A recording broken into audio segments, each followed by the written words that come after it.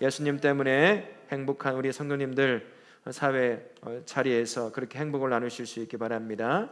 때로는 우리가 탄식할 수밖에 없는 상황이 가끔씩 만날 때가 있지요.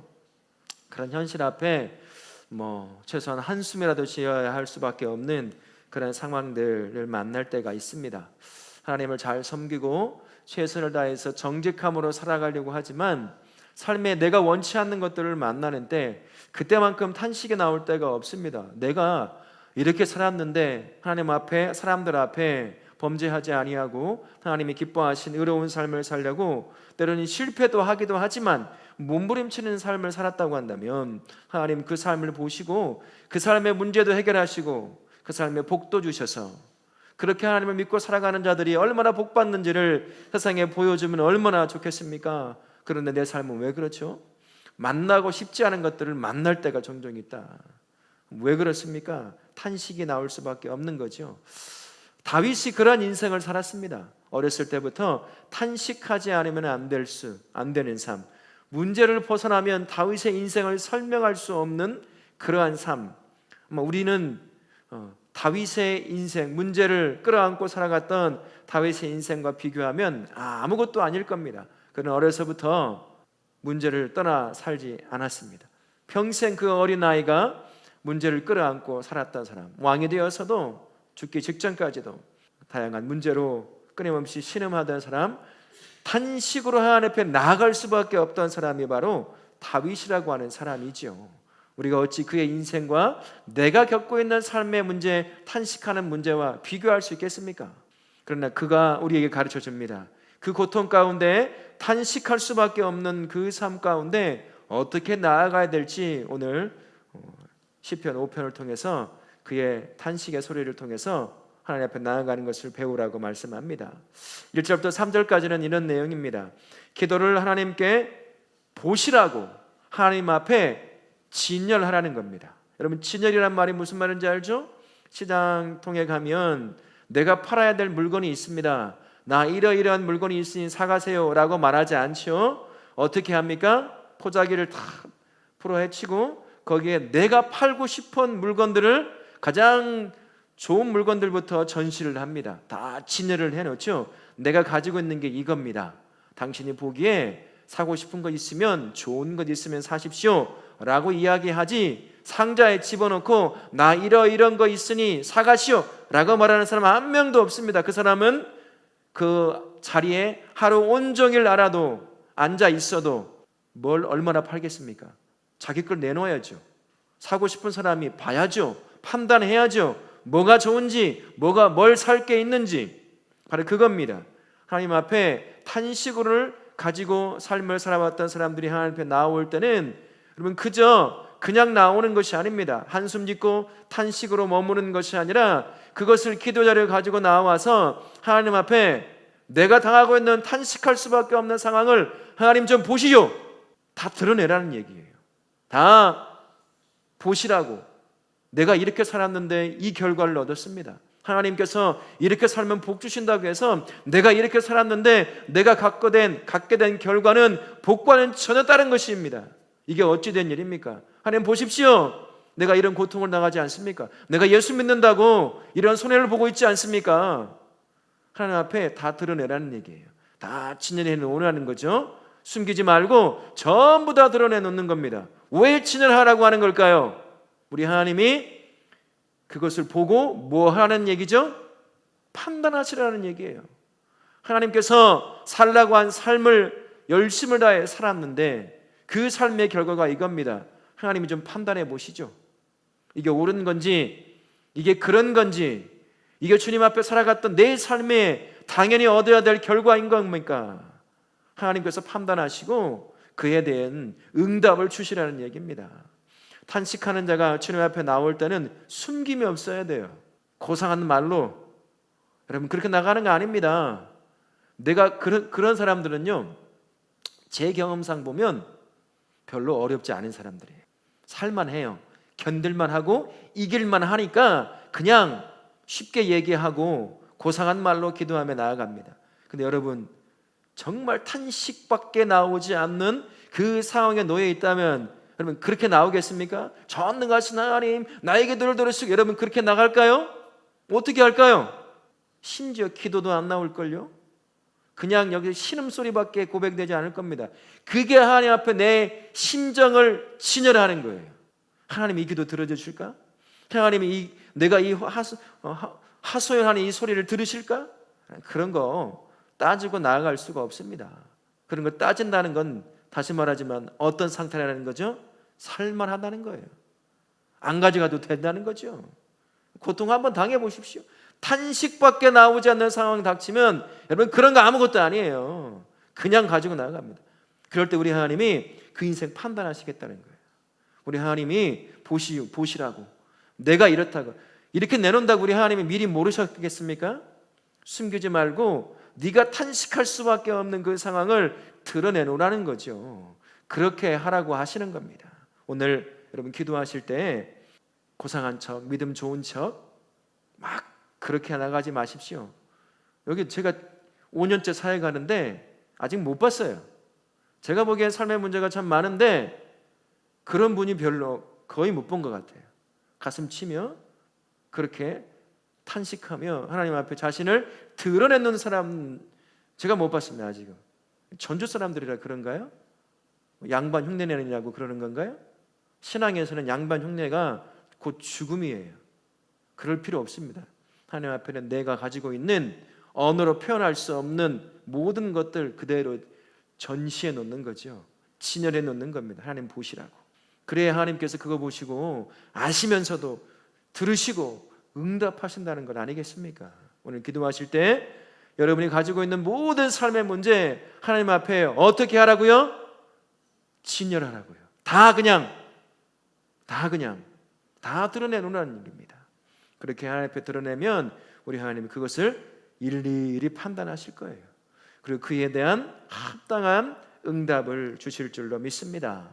또한 하나님 앞에 나아갈 때 탄식하며 나아갈 수 있는 것, 탄식을 품고 기도하며 나아갈 수 있는 이유가 무엇인지를 가르쳐 줍니다. 4절부터 8절 말씀에 그런 내용이죠. 주의 풍성한 사랑 때문에 내가 살다가 실패한 인생을 붙잡고 나아가도 우리 하나님 앞에 나아가도 문제가 되지 않는다는 겁니다. 내가 믿음 안에 열심히 살다가 실패한 것 그거는 떳떳하게 가져갈 수 있겠지요. 그러나 여러분 우리 삶이 그런 삶이 있나요? 열심히 살고 믿음 안에 살려고 하지만 무너지는 것들 많잖아요.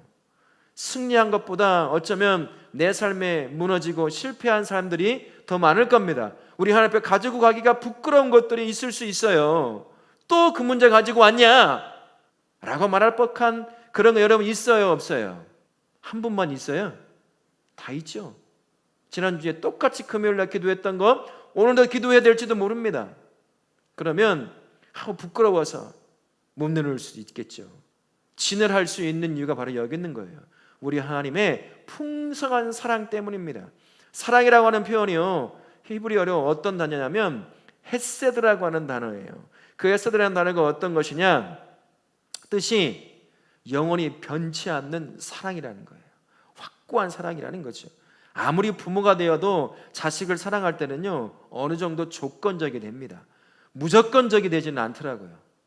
잘하면 조금 더 잘 사랑해줘요. 그런다고 좀 못하면 미워한다는 건 아니지만 육신의 부모도요 변치 않는 사랑으로 나아가기는 참 연약함 가운데 있습니다. 그러나 우리 하나님은 전혀 그렇지 않다는 거예요. 우리 하나님은 자신 앞에 나오는 자녀를 향해서 변치 않는 사랑으로 품으시는 분이라는 겁니다. 우리가 창피해서 또 말할 수 없는 죄를 품고 하나님 앞에 나아간다고 하더라도 우리가 나아갈 수 있는 이유, 하나님 앞에 그 가운데 내가 무너져 겪게 되는 탄식할 수밖에 없는 삶의 문제를 가지고 기도 자리에 나아간다고 하더라도 우리가 나아갈 수 있는 이유가 바로 여기 있는 거예요. 우리 하나님의 변치 않는 사랑. 우리는 조건과 환경과 이런 것들을 통해서 이리 흔들리고 저리 흔들리고 그렇지만 우리 하나님은 변화되지 않는다는 겁니다. 내가 속한 환경과는 전혀 상관이 없다는 거예요. 우리 하나님은 그대로 나를 사랑하시니까 말이죠.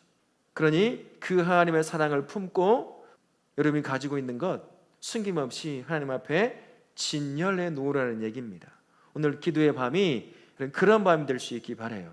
지난주에 했던 기지난주도 또 그랬고 반복된 여러분의 연약함의 고백들이, 죄에 대한 고백들이 있을 수 있습니다. 이런 자가 구원받을 수 있을까? 남들한테 말 못해. 창피해가지고. 반복해서 무너지는 부분들이 사람에게는 한두 개 이상은 꼭 다 가지고 있어요.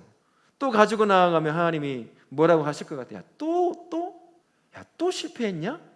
지난번에 잘 살아보겠다고 나한테 기도하며 다짐하더니만 또 그럴 것 같은데 우리 하나님은 그렇지 않더라고요. 그냥 가지고 가면 된다는 겁니다. 우리 하나님이 변치 않는 사랑으로 그 모든 걸 품어주시기 때문이라는 거죠. 그러니까 우리 기도하실 때 하나님 앞에 내놓을 수 없는 것이 아무것도 없다는 걸 기억하시고 나의 모든 사랑, 나를 변치 않는 사랑으로 품으시는 그 하나님께 여러분이 가지고 있는 모든 것, 그게 어떤 것이건 간에 주님 앞에 내어놓으실 수 있기를 바랍니다. 그럴 때 우리 하나님이 그 사랑으로 들으시고 판단하시고 합당한 응답을 주실 줄로 믿습니다. 뿐만 아니라 11절과 12절 말씀해 보니까 우리 연약함을 가지고 세상 앞에 나아가면 세상 사람들은 어떻게 할까요? 우리 연약함을 끊임없이 공격하겠지요. 손가락질 하겠지요. 그런 연약함에 무너진 우리의 인생을 보면서 너도 예수 믿는 사람이냐? 예수 안 믿는 사람이면 너보다 더 잘 살겠다. 그런 말을 들을 법한 일들이 우리 안에 있습니다. 우리 연약함을 가지고 내 연약함이 들통나면 그렇다는 거죠. 그러나 우리 하나님은 그러시지 않더라라는 이야기를 합니다. 은혜의 큰 방패로 내 연약함을 끊임없이 공격해서 무너뜨리려고 하는 사탄과 그의 졸개처럼 우리를 공격하는 세상의 그 능력들을 방어하신다는 얘기예요. 큰 은혜의 방패로 나를 무너뜨리지 못하도록 그렇게 우리 하나님이 우리를 호위하시더라 라는 이야기입니다. 그래서 내 연약함을 드러내고 고백한다고 해도 그것이 결국 나를 무너뜨리는 것이 아니라 하나님 앞에 내놓는 나의 연약함은 어떤 거라는 겁니까? 회복의 열쇠라는 얘기예요. 통로라는 얘기입니다. 세상은 가지고 나가면 어떻습니까? 위로하는 척하지만 그걸 집요하게 공격해내는 거죠. 자기 이득과 관련된 문제라고 한다면 반드시 무너뜨립니다만 우리 하나님은 그렇지 않다라는 것이에요. 우리 하나님 나의 연약함이 있으면 거대한 은혜의 방파가 되어서 그 연약함을 끊임없이 공격해내오는 사단의 공격에서 우리를 호위하시고 지켜내시는 분이라는 겁니다. 그런 여러분 연약함을 숨길 이유가 없어요. 다 하나님 앞에 다 드러내놓고 주님 앞에 내어놓으면 우리 하나님은 그것 가지고 뭐라고 하지 않으십니다. 그것 가지고 넘어뜨리지 않습니다. 누구도 공격해 오지 못하도록 방어해 내시는 분이 우리 하나님이라는 사실을 기억하십시오. 다윗이 살 수 있었던 이유가 뭡니까? 여러분 다윗이 완벽한 사람이었습니까? 다윗은요 죄를 짓는 것을 보면 저와 우리가 지었던 죄와는 비교가 안 돼요. 그는 살인자였어요. 교살자였다고요. 손에 피를 많이 묻힌 자였어요. 그런 자 얼마나 하나님 앞에 가면 사람들이 손가락질 하겠습니까? 그 연약함을 보면요 압살롬에게 쫓겨날 때 여러분 어떨까요? 사람들이 처음에는 다윗을 향해서 이런 노래를 하잖아요. 사울은 천천히요 다윗은 뭐라고요? 만만이다. 잘 될 때는 그렇게 하더니만 자식에게 쫓겨날 때는 어땠을까요?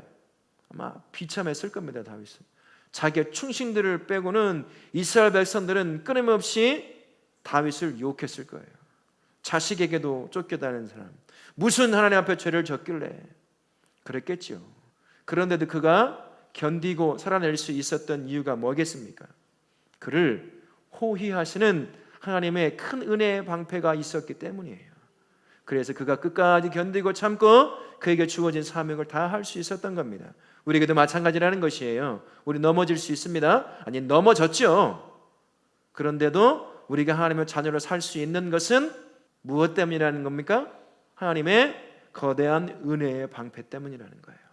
그런데 오늘 그것 믿고 여러분 연약함, 남들에게 말 못할 법한 그러한 연약함을 숨기지 않고 하나님 앞에 가지고 나갈 수 있는 겁니다. 오늘 기도의 자리가 바로 그러한 자리가 되기를 바랍니다. 온전히 주님 앞에 가지고 나아가 나의 연약함을 숨김없이 주님 앞에 내어놓음으로 말미암아 그분께서 지켜냈을 뿐만 아니라 그 연약함을 통해 판단하시고 그에 합당한 응답을 주실 그 하나님을 풍성하게 경험하는 우리 다울학교 모든 기도하는 성도님들 되실 수 있기를 예수님의 이름으로 축원합니다. 아멘.